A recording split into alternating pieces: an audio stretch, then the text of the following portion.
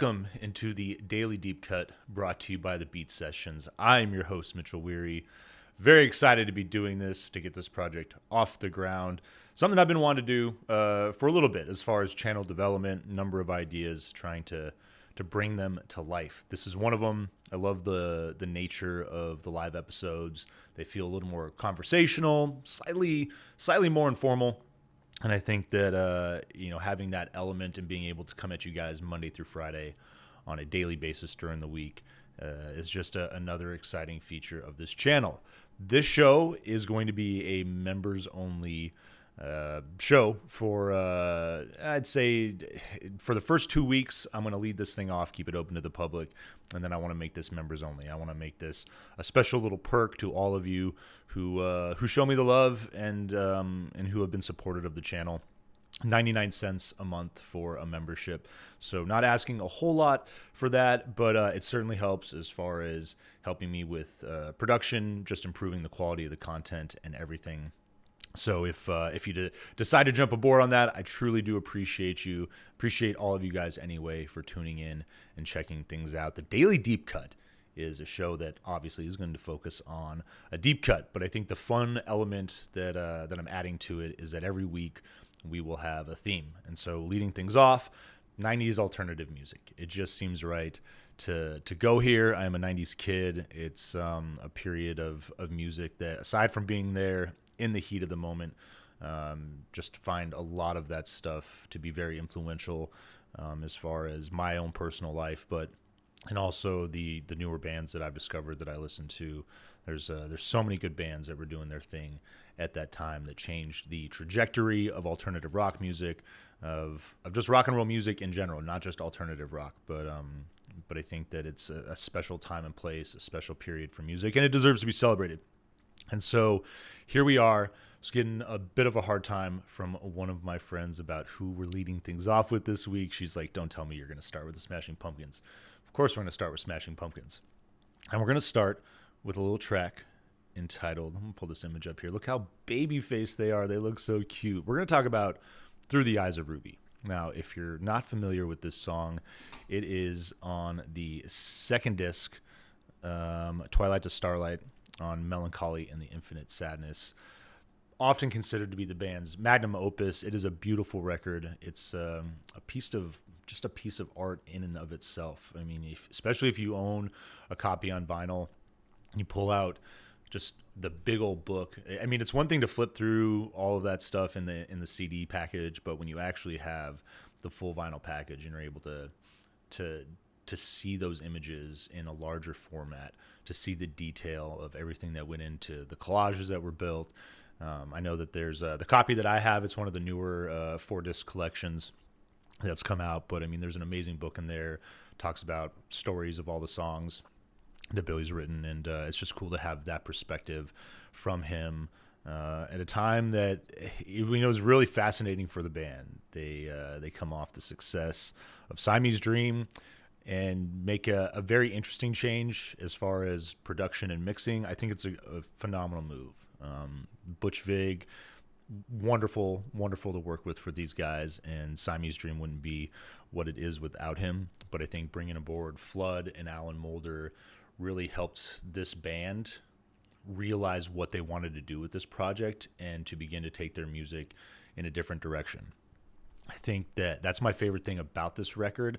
And what's been kind of the struggle ever since, I'd argue, with a lot of projects, is that it seems like Billy oftentimes is trying to match the magnitude of what the band brought to the table with Melancholy.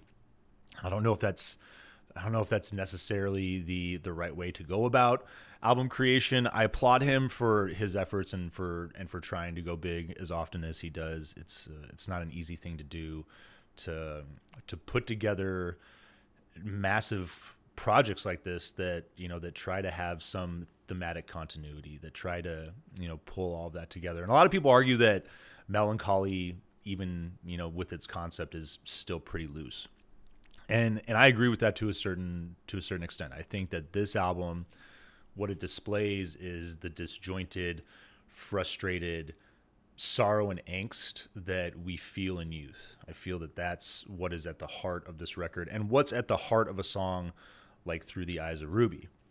You have I'm excited to pull up the lyrics here and to get into this track because it's just so gorgeous. I think many of you have probably heard it. If that's the case, then throw it on today. That's the whole idea of the Daily Deep Cut too, is to celebrate the song, to actually listen to it on the day that we talk about it. But if you're not familiar with this track, this song is gorgeous, and there's so many different components to it. There's moments where it feels like it's just going to explode, like the music is just going to fly off the wall. There's moments where it's gentle and it's delicate and it's fragile, and it's really an interesting contrast, I think, as far as the way that Billy explores the difficult nature of life, the dichotomy that it is, that oftentimes the things that build us up, the things that we love, can turn into the things that destroy us. And it's an interesting take. I can't disagree with it. I look at something as simple as eating. I know it sounds kind of silly, kind of strange, but we all have to eat to survive. But at the end of the day, all this stuff that we put in our body is ultimately what causes it to break down and to and for us to to meet our maker. So I mean, just exploring that duality, exploring that complexity of life. And I think that that's a big part of what makes life so beautiful, and what makes this song so beautiful, is that exploration of the beauty in the things that do ultimately destroy us. And I think that a big part of this song is about growing up, about leaving youth behind, about stepping into adulthood and learning to take life on. And there really is something to be said about why it's such a necessary step. I know that as I get into middle age, I'm 40 now. I reflect on those younger years. I reflect on my 20s, my time in school, all this period of my life where I had a phenomenal time. I really enjoyed that point in my life, that aspect of it. But there's been moments, especially with my new job, working a restaurant / bar, and I mean, Blackout Wednesday, for example, the day before Thanksgiving, is a perfect example of me not missing being a 20-something. It's the biggest bar night of the year in America, and just seeing all these young people and their behavior, and just the poor decision making, the lack of perspective, respect, all of these things. And I mean, I'm no saint. I remember, to a certain degree being like that. I wasn't the worst kid, but I also wasn't the best. But seeing all of that and reflecting on it afterwards, I definitely don't miss being that age. I like being here where I'm at, with the knowledge that I have, with the insight, the experience. All those things add up, and I think that at the end of the day, you develop coping mechanisms based off your experience, learning to deal with situations, learning to deal with life. And that's the beautiful thing about learning to let the youthful side of you go, is that you make better decisions, you become more confident in yourself and who you are, what you're about, and you move forward into life. And it's very interesting reflecting back on those years, and it almost seems like a totally different life. It almost seems like I'm two different people, and I would argue that maybe a lot of people feel that way when it comes to reflecting on their youth. And this is a song that I would say, more than any of the other tracks on this record, it really captures that feeling. Twilight to Starlight feels, there's a lot of it that, being the second record, given its title, it's a collection of songs that captures the essence of the darkness, of moving into the twilight and into the starlight. And this song, Through the Eyes of Ruby, I really love its placement on this record. And I mean, that's a disc 2. It's just a mean run of songs to open up on this thing. It starts with Where Boys Fear to Tread, which excellent way to open that second side. Your second song, Bodies, I remember the first time that I heard that song, and I was just like, oh my gosh, like, just Scorched Earth. I mean, that is such a heavy, loud, in your face kind of song, that quintessential, almost kind of like metal style Pumpkins. And it's a song where I'd say that this is one of those records where Smashing Pumpkins certainly embody that heavy guitar driven sound. But that's a song that it feels like it's venturing more into that metal category, venturing out of the alternative rock kind of like grunginess, so to speak. So I love that. And then it dips into 33, which is one of the prettiest Smashing Pumpkins songs. I think 33 might be my second favorite song on this record, next to Muzzle as well on the first disc. It's all those songs are, I should say both those songs are really just fascinating studies, both sonically and lyrically. And then In the Arms of Sleep is going to follow 33. Then you get 1979, epic song, as we all know. And then Tales of a Scorched Earth, going back to that just full-blown heavy metal element. I mean, that's a song that it's loud. It is in your face. It is so raw. I imagine, there were bleeding fingers when that thing was being recorded. And so you get to this point, Through the Eyes of Ruby, and I love the way this thing opens up with this twinkly piano. It's so delicate. And then the guitars build in, the sounds, the textures start to build in. And what I love about this track, Jimmy Chamberlin is lights out on it. Maybe one of his best tracks throughout the Pumpkins catalog, but I love the way that his drums, they create the slow build, the tension, and then this thing just explodes into a big wave of guitar. And it's soaring melodies. They're light, but they're grounded in this like heavy kind of grinding tone. And I dig that about it. And again, I'm going to point to Flood and Alan Moulder. You got guys that working with the likes of New Order, working with Depeche Mode, U2, Nine Inch Nails, My Bloody Valentine, A Perfect Circle, their body of work. And not to say anything disparaging about Butch Vig's body of work either, but you think about the people, the artists that those guys have worked with, and the directions that the Pumpkins were wanting to take their music in, and what this song is doing. I mean, this song, I think, brilliantly captures why the decision to use those two guys for this record is a big part of why this album had the success that it did, and still continues to have this day. I mean, I think that there's a lot of people out there still that they check out the singles and listen to it. And I gotta say, like, being a younger kid when this thing came out, 11 years old, in being, basically stuck in kind of like a radio, I call it just like a radio hell, like a, like a radio limbo, where your access to newer music was, I was just relying on my friends or the alternative music station, and the alternative music station playing hits, not really getting into the bread and butter of a record. So this is one of the first records that I actually sat down and listened to in its entirety as a kid. And just a fascinating exploration of sounds. And I will admit too that disc 2, once you get towards the back end after Through the Eyes of Ruby, it took me maybe another year or two of growing up, getting into music, understanding what the Pumpkins were trying to do on this record and what so many other bands have been trying to do. Early on, it was all about the heavy stuff, the rock, and the really hard hitting stuff. So songs like Zero, songs like Bodies, that's where my head was at when I first got into the Pumpkins.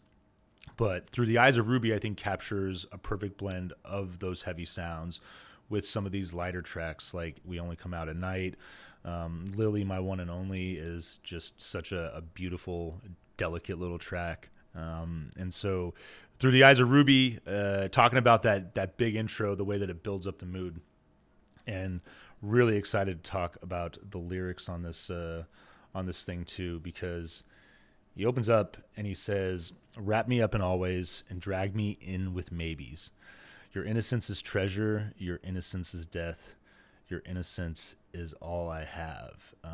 Your innocence is treasure, your innocence is death. That's just right off the bat. You're getting really poignant, laconic lyrics that capture that essence of, there to a certain degree, as a child, as a younger person, that innocence, that that youthful sense of like discovery of wanting to get into the world is one of the things that makes life so captivating. But ultimately, there's things that are going to wreck us and break our hearts and tear us down.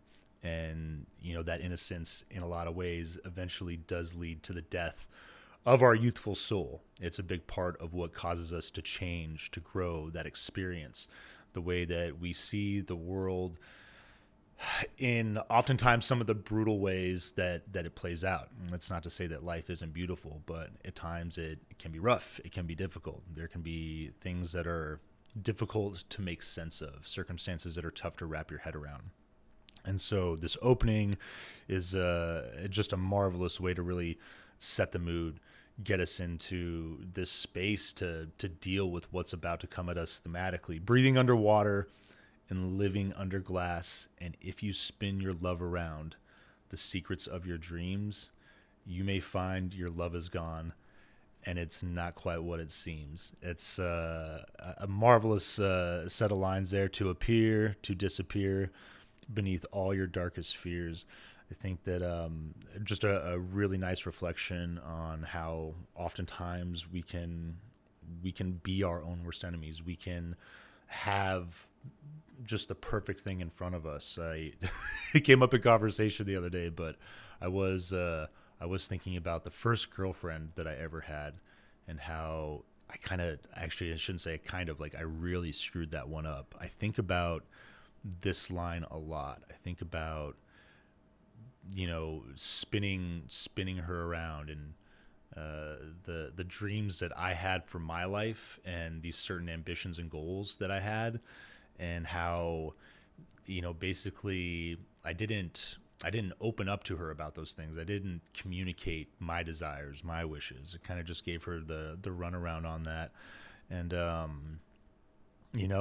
the end of the day, it started off great, but my failure in the end led to the demise and to the end of it. And so it's a song that really, I think it's that type of circumstance, that type of situation that Billy's focused on. And to each and every one of us, that's going to be something different.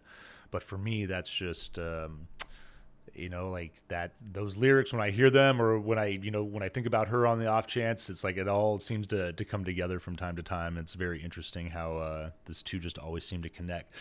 But then you get this like really just like ambient, floating, ethereal feel in the music. It's just kind of like drifting along. It's it really just feels like you're like floating along on a heavenly body. And then this double tap comes in from Jimmy, and it's grounded. It's almost kind of like you're waking up from the dream, and just a big flood of roaring guitars that come in, and it almost seems like Billy's just going off the wall with his guitar, like they're almost going to lose control. And you get this heavy total 180 on the song. I really like. I don't necessarily want to. I mean, I guess you maybe could call it metal a little bit, but it's the tempo is still a little slow as far as the mode of the guitars. But it is a heavy song. It is in your face. It is loud. This is a track that, with all the guitars, I just wanted to mention it. There's approximately 70 guitars. Like, talk about layering tracks, and it's something that the Smashing Pumpkins have done painstakingly, almost to their demise, with Siamese Dream. It's one of the things that the band talks about, is how Flood and Alan Moulder made these sessions so much more enjoyable. There was definitely a better dynamic as far as these guys coming together and to work on this thing. But approximately 70 guitar tracks on that song. And I believe in never. I believe in all the way. But believe is not to notice. But belief is not to notice, excuse me. Believe is just some faith, and faith can't help you to escape. Really dark stuff there. I dig it. The human condition of mortal sorrow is what Billy Corgan describes this song as. And I feel like that little stanza right there captures that essence so brilliantly. To this idea of having faith and belief in whatever it is. Maybe it's a deity, maybe it's yourself and your goals and your ambitions, maybe it's another person. And oftentimes that faith it's so important, but it also doesn't allow us to just escape the reality of where we're at and where we are. And I think that's just like in many ways, Billy kind of just like letting the line out and then reeling us back in. Really well done. And with this ring, I wed thee true. And with this ring, I wed thee now. And with this ring, I play so dead, but no one's asking for the truth. It's the reflections of love and love lost, and the way that plays with our sense of time. I think that just a number one of the features of this track and why it's so powerful and why it's so special. And to those first two lines with this ring I wed thee true, with this ring I wed thee now, and then he takes that 180, he takes it back with this ring I play so dead. And there's an element of, I don't know, maybe losing oneself when we form a union. I don't want to rag on romantic love, because I do think it's important, but I also think that it's one of those things that as a youth, as a young person, it's idealized, and it's another one of those things in life that you really don't understand what it's about until you're there in it, dealing with it. And relationships are complicated and they take a lot of work. And there's a reason that oftentimes many romantic relationships don't work out, is because you have two different people that, they're trying to come together. They're trying to, in a lot of ways, be one entity while trying to maintain their own autonomy. And it's a task that I personally have failed at a number of times in my life. And it's interesting too, because I have two parents that are still happily married. It's over 40 years now. They're a perfect example of the opposite of the grind and the work that it does take to maintain a relationship. And it's not always going to be happiness and bright sun and just all the feels. There's moments where you really have to take a step back and a deep breath and assess certain situations, assess certain dynamics, and ask yourself, like, is this really what I want? Is this where I want to be? Glad that mom and dad always managed to say that this is where they wanted to be. And so I love the way the song, it fades out. It goes back to that just mellow, kind of just like soothing ambience, playing with some of those darker notes though, to the revelations of fresh-faced youth. No one will come to save you, so speak your peace in the murmurs drawn, but youth is wasted on the young. Little James Joyce there. I believe it's James Joyce. But a phenomenal line there. Youth is wasted on the young. It's such a good reflection, and thinking about the energy, the vitality, everything that goes along with being a 22-year-old, 23-year-old, whatever. I definitely, there's moments at my age where I can feel physically slowing down a little bit. It'd be nice to,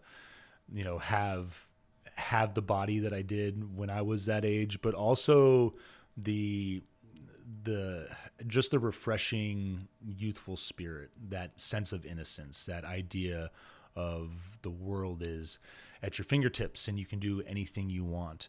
And unfortunately, not for all of us. I mean, some people, they end up just, life is just marvelous to them and they roll right off the gate. But for a lot of us, there's this idea of the mistakes that we make, and situations that arise that ground us, that really take that flighty idealism and kind of bring it back to reality and make you deal with life and what it presents. And so I've always been such a massive fan of that line and the way that it builds back towards the heavy part of the song. Your strength is my weakness, your weakness my hate. My love for you just can't explain why. We're forever frozen, forever beautiful, forever lost inside ourselves. And there's something poignant about that as well too. Reflecting on the ex, I'll bring her up again. Thinking about her, there are those moments in time where the relationship was phenomenal and we really had a good time with each other. We really did love each other. And there's this essence of, battling oneself as life goes on, and navigating, navigating what it is that we're all trying to deal with. But that final reflection, we're forever frozen, forever beautiful, forever lost inside ourselves. And then I love the build. The night has come to hold us young, and he just keeps repeating that, and the song just explodes. We get that signature double tap on the snare from Jimmy again, and just the big soaring vocal. The night has come to hold us young. There's another moment, a little nuance in the guitar where it just like Billy sounds like he's going off the rails. I really love that nuance of the track. And then this thing mellows out. It gets back to that ethereal, spacey, almost kind of like psychedelic texture. And then that coda, it leads into this final little piece where it's just so gentle and so relaxed, and it almost kind of feels like that's that moment of just like letting go, of resignation, of leaving, of releasing oneself from this dimension and going into some into some spiritual realm. It's this song feels like the exploration of life to death, and I think it's so fascinating in that regard, in so many regards. An incredibly beautiful song, complex. Could probably talk about it forever if I wanted to, but I won't keep you all. Gotta wrap this thing up, keep it a little tight. But your daily deep cut to start your week off on this Monday is Through the Eyes of Ruby by Smashing Pumpkins. I hope you guys enjoy listening to this song today. Tune in tomorrow for your next daily deep cut, and we will see you next time on the Beat Sessions.